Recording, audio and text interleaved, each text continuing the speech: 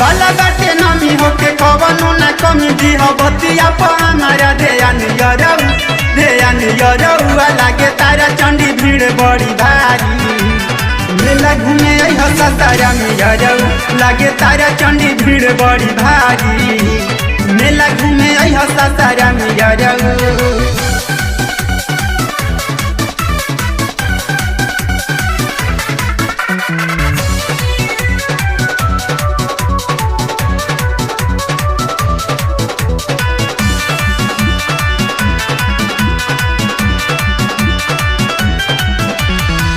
ऐसे निमन मौका न मिली करी जानी माना हो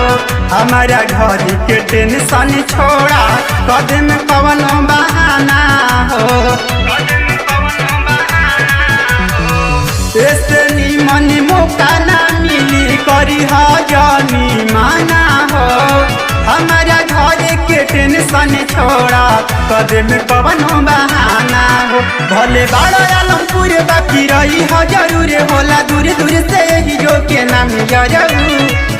यरौ अलग रौजा में भीड़ बड़ी भारी मिले खाती हो ससारा में यरौ लागे तारा चंडी भीड़ बड़ी भारी मेला घूमे हो ससारा में यरौ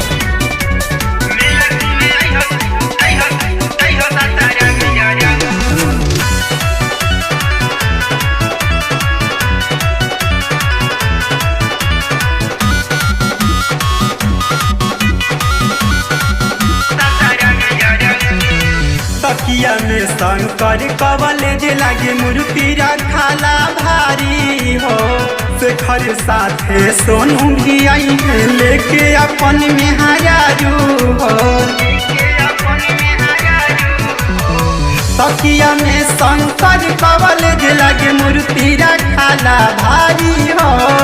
शेखर संतोष सोनू भी आई है लेके अपन में हरारू मिठू लिखले भजन उड़े गावे ले गीतन बाज डीजे पता लगी जाला जाम